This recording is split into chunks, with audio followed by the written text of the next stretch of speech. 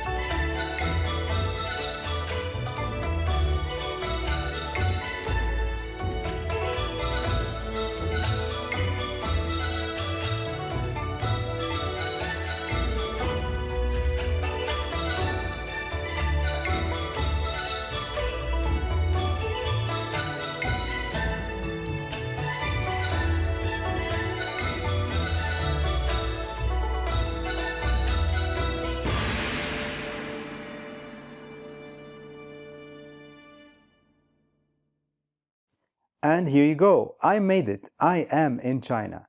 Finally, I made it after 14 hours of travel door to door. The trip went fine. And in this end of the video, I would like to share with you some advices, tips from my experience so that you can be prepared, better prepared if you're coming to visit China. So first of all, I was lucky with my flight because I came with Air China, which means that I avoided a European carrier and I flew over Russia, and this saved me something around 3 hours coming from Brussels. And as if you saw the route of the flight, if you had taken any other European carrier, most probably you'll have 3 hours more. Also, one of the good things that I did is that I planned my trip to arrive in the morning in China. Overall, this is a good advice. Try always to avoid during the day, because if you arrive in the night, it will be tough and already you have a lot of challenges with language. So what's the first tip of today? Before arriving, make sure that you download a VPN. I had a lot of negative experience before because this is my third time in China and the VPN sometimes doesn't work. You cannot wait until you are in China and install it. Make sure that before arriving you have installed your VPN. I always advise to have two because sometimes you will have some glitches. Sometimes it doesn't work on your smartphone or it doesn't work on your laptop. So make sure to download or purchase two VPN licenses. My advice is to go for Socket Pro. This is the first one, and the second one would be ExpressVPN. Both are good, and I think you can start with that. I just want to give you some insight on how many applications I had to install before arriving to China. As you can see, I don't know how many are those. They are exceeding 15 applications just for China. So this is part of the exercise. You will need to download many applications. The second advice is to bring with you a travel adapter. China has three types of electric plugs. Type A, which is a flat double pin system. And then they have the two parallel rounded plug. Classical, you can find it also in Europe in many places. And then now they are moving to this third type, which is type I, three flat pins system. Moving to the third tip, I advise you to have a 5G with the eSIM option mobile. In China, they don't sell any more 4G SIM card. You will not be able to receive phone calls or to make any phone calls. So it's very important to have a 5G mobile on you before coming to China. If you're staying less than 1 week, I advise you to have even an eSIM option. I advise to use the Airlo membership, and from there you will not need to have a physical SIM. But if you're staying more than 7 days, you must buy a SIM card in this sense. So get with you the 5G mobile. You will not be allowed to have an eSIM option in the 5G mobile sold in China. This is not allowed. Tip number 4 is installing WeChat and installing Alipay. WeChat is here the basic WhatsApp. So this will be the only way to communicate with people. It's also a good opportunity. Maybe you'll use it for translation.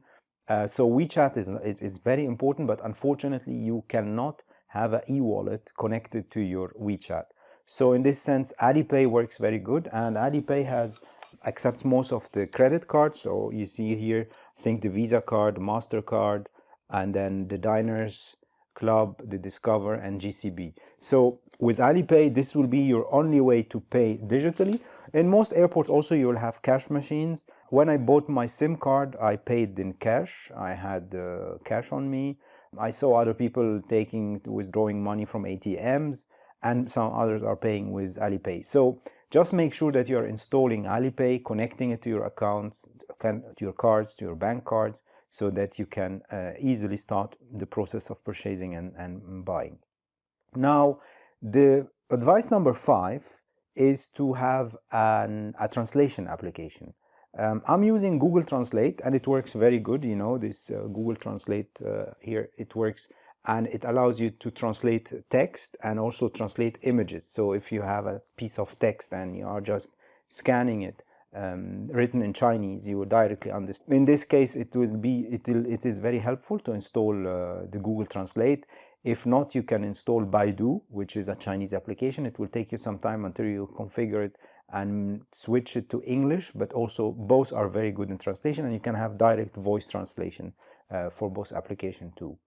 Now, tip number 6, I advise you to use trip.com.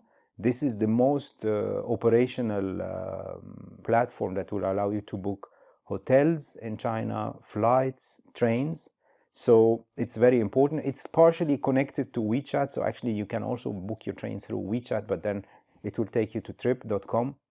Now don't underestimate these advices, because a lot of Western applications will be not working here in China, and it will be very difficult to book your train, for example, if you are using Chinese national websites that are hardly to get access to. So make sure that you have trip.com, and from there, if you are in China willing to travel, take the speed train, looking to fly or have any transportation or hotel reservation, then I advise trip.com.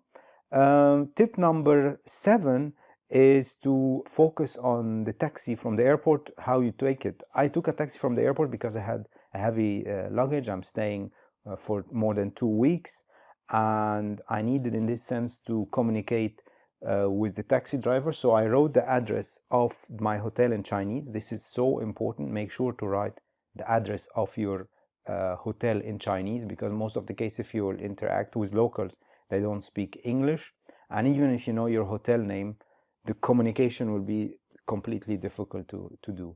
So make sure that you write your address in Chinese.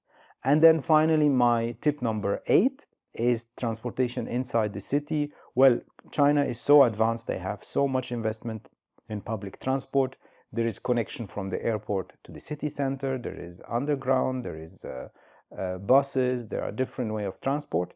But in case you are in the city, from time to time you need to have a taxi, and this is very important. Let's say you are leaving the country, going back to the airport early in the morning, public transport is closed, any condition, you have a lot of luggage, you are with family. In this case, you will need a taxi, and I advise you to also download Didi application. Also, there is an option which is called ride hailing, but this you can use it from WeChat or from Alipay. And in this case, you will need to have a SIM, a real SIM, because you cannot order a taxi without a SIM card. So it's very important in this sense to have a SIM on you, and then you can order the taxi. You will find the application in English.